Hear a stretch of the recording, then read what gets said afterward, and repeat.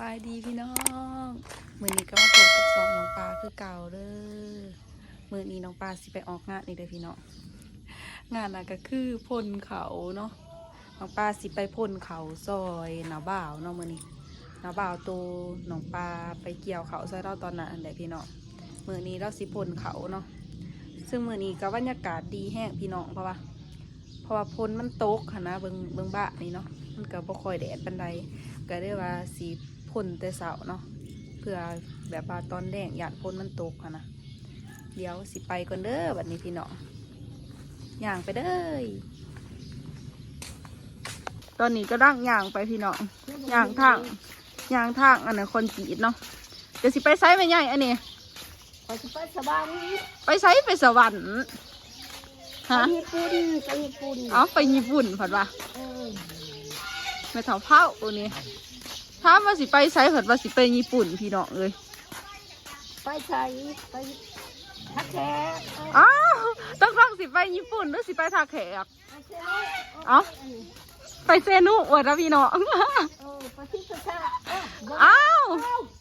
สิไปไซกันแท้เดี๋ยวนี้ไปที่กระชาสิไปเฮ็ดจ้างพี่ภาษาไปกัมพูชีสิไปกัมพูชีผัดว่าป้าก็สิไปเฮ็ดจ้างกัมพูชีไปหาไผกระช่วงเชี่ยวโอ้ยสิไปไซอะไรอ่ะไปนี่แหละไปไซแหละบอกว่าหูเดือดน่าไม่ใหญ่คำเผานี่หยอกแล้วพี่น้องเอ้ยหยอกตอนนั้นแล้วก็เบาไปเด้อเดี๋ยวนี่ไก่สีหอดมากเดี๋ยวพี่น้องตอนนี้เขาก็มาหอดเลยเนาะกำลังเริ่มพ่นพี่น้อง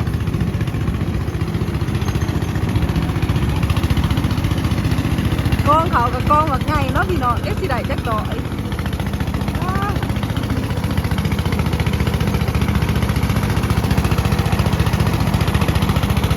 นู่นเด็กๆกำลังพ่น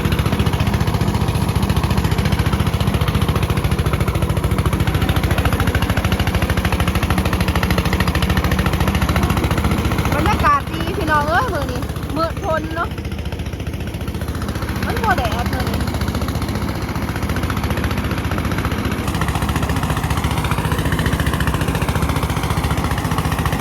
เด็กๆกำลังพ่นเนาะพ่นกับว่าร้ายเป็นไรพี่น้องก็พอดีอยู่มันโมแดดนะ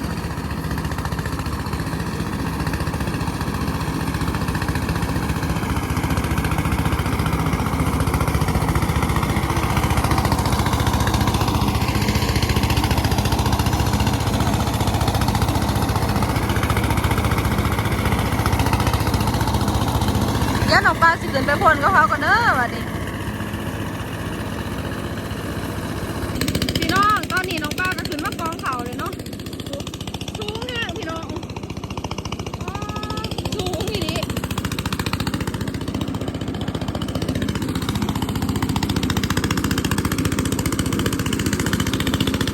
สิได้จักสอบได้แนวนี้กองแบบใหญ่ว่าพี่น้องเลย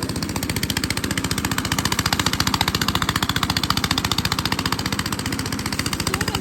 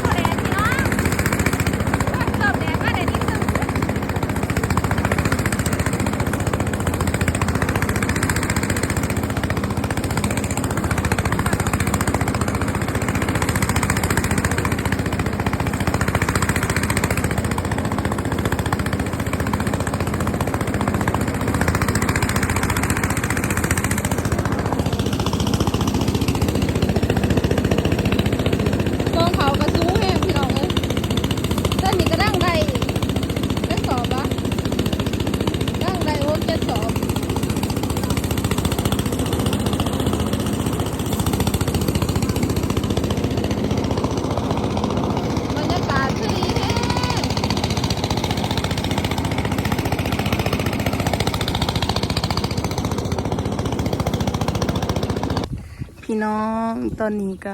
พักก่อนเนาะแป๊บหนึ่งเพราะว่ารถมีปัญหาพี่น้องมีปัญหานิดหนึ่งเนาะจักมันเป็นยังอยู่ซื่อๆมันก็ควันขึ้นมาอันนะพี่น้องแบบคือมันหอนแห้งนะก็ได้ต้องพักก่อนเนาะนี่พอดีพักเศร้าเมื่อยแป๊บหนึ่งพี่น้องดีแต่ว่ามันบ่แดดเนาะมันได้บ่เมื่อยแห้งบ่ฮู้ว่าสิได้พ่นอีกเครื่องปานใดเนาะถ้าเขาแปลงดดก่อนพี่น้องพี่น้องตอนนี้เขาแปลงโดดไก่เด้อเขากระด้างสิพ่น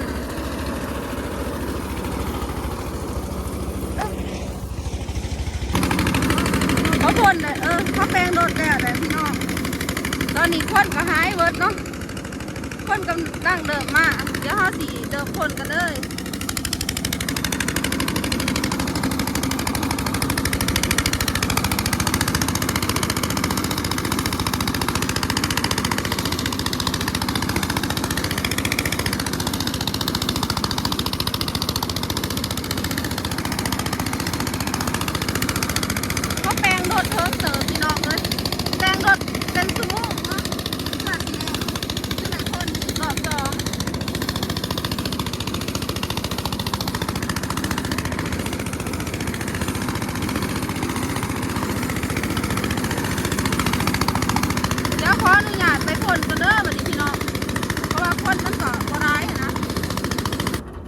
พี่น้องตอนนี้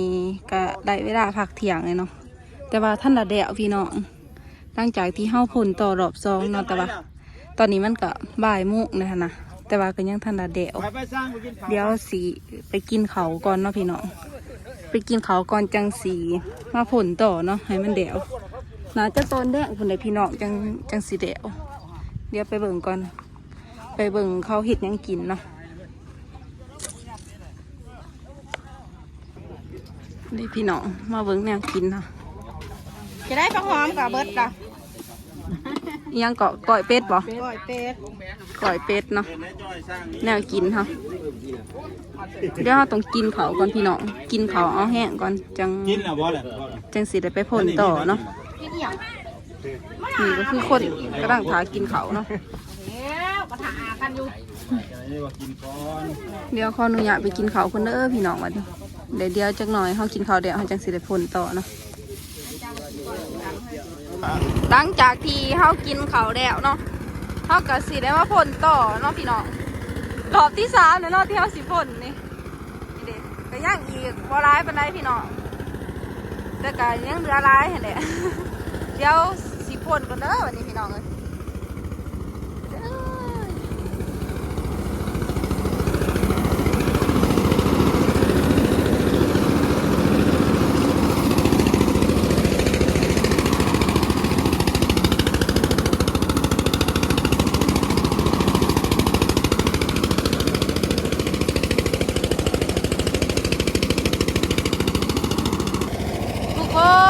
ตัดผ่านมาตอนนี้ก็แล้วเลยเด้อ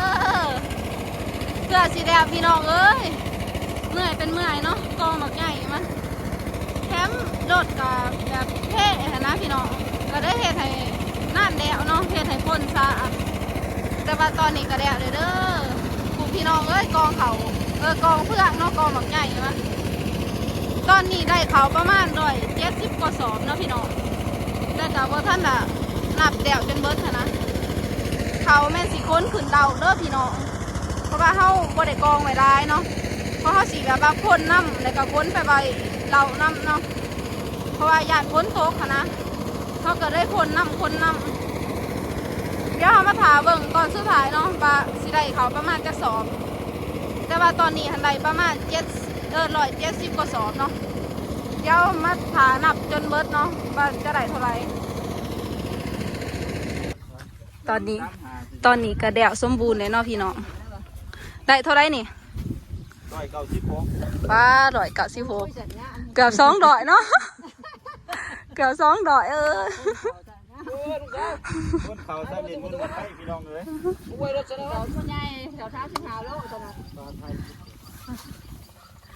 เดวสมบูรณ์เลยพี่น้องวันนี้หักย่างอีเนาะย่างตัวบนท่านเกี่ยวเดวเนาะ ยังอีกประมาณลายหายเติบตัวธนเกียวเดียวแต่ว่าตัวนี้เป็นผลก่อนฟ้ากองเพื่องหายก็ภูเขา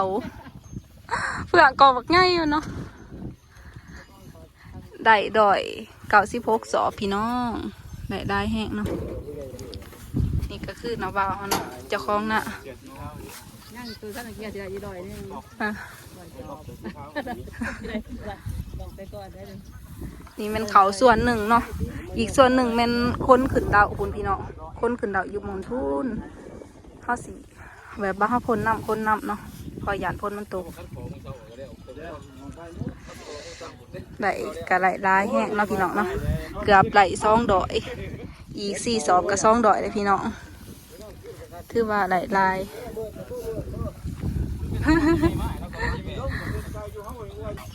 ตอนนี้เขากำลังค้นขึ้นรถไทยนะพี่น้องค้นเนี่ยเขาสิเอาไปไว้เหล่ามานะ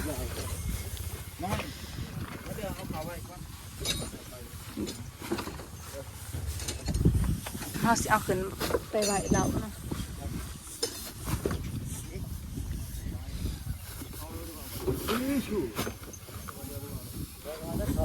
เกือบถึง2 ดอยเนาะอีก4 สอบกับ2 ดอยหักย่างตัวท่านละเดียวอีกจักไห้ว่ะย่างตัวท่านละเกี่ยวอีก10 ไห้พี่น้องถ่ายอีก10 ไห้เนาะตัวบ่าวท่านละเกี่ยวเดี๋ยวถ้าเขาเกี่ยวเดี๋ยวเขาก็จังสิได้ผลอีกเนาะ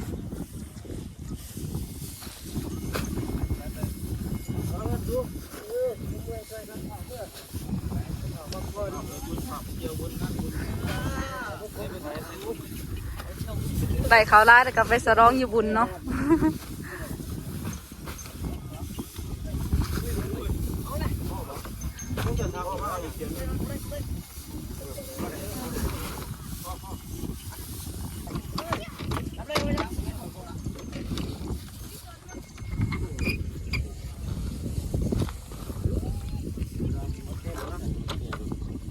ไปแบบนี้ตอนนี้กำลังขับรถไปพี่น้องขับรถไปเอาเขาขึ้นเดาหันเด็กเจ้าของหน้าเพื่อกระดีใจแห้งเนาะใส่เขาก็คือว่าร้ายเติมมันได้พี่น้องแถมย่างตัวพัฒนาแดวเนาะโอ้ยหนทางกับเปลือกแห้งเพราะว่าฝนมันตก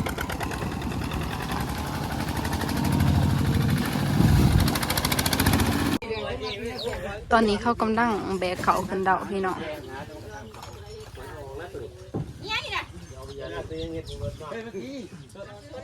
คือส่วนหนึ่งเป็นเขาแบกขึ้นแต่ตอนเสา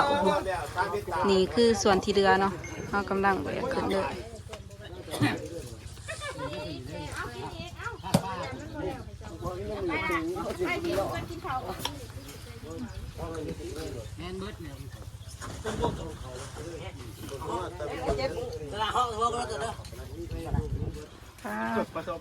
เป็นตานักมากพี่น้องเลย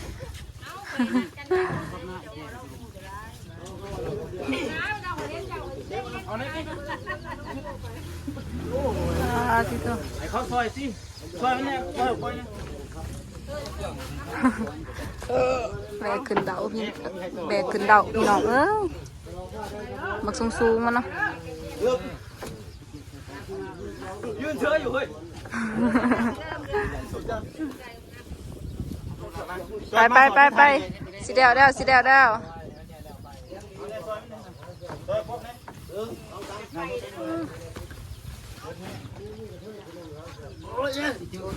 ว้าที่ตัวพี่น้องเป็นตานักแทนเขาเนาะ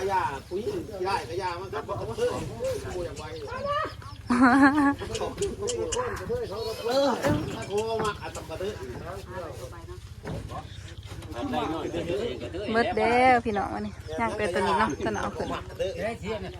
ขาขึ้นว่าจะได้รถพ้นจะขึ้นได้นี่นี่พี่น้องนี่คือเขาที่เฮาคนมาขึ้นใบเราเนาะโอ้เกือบเต็มเดาพี่น้องแต่บานี้ท่านเดียวเด้อพี่น้องเดืออีก10 ไห่เนาะอีก10 ไห่จังสีเดียวเบิดเนาะ เพราะว่าเฮาถนัดเกี่ยวแล้วนะแต่ว่าเฮาพ่นก่อนเพราะว่าอยากพ่นตัวค้ำมันเด้อพี่น้องก็เลยว่าเกี่ยวก็เลยว่าพ่นก่อน ฝนตก นี่เนาะเจ้าของหน้าเพิ่น โลกไงเลยน้อยกล้วยจะโลกเลยก็โลก โอ้ยยันบ่ได้สิตาย 196สอบ อันเด็กว่ามีเจอเป็นงานเจอเป็นมาจบเสือเลย ได้แห้งอีก10ไห้แม่นแดวเบิดพี่น้องเดี๋ยวเฮาก็สิเกี่ยวเนาะ10ไห้แม่นอยู่ดุ่มพุ่นเด้อพี่น้อง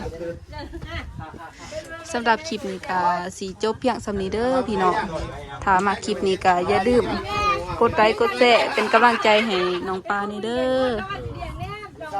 คลิปนี้ก็สิจบเพียงส่ำนี้เด้อพี่น้อง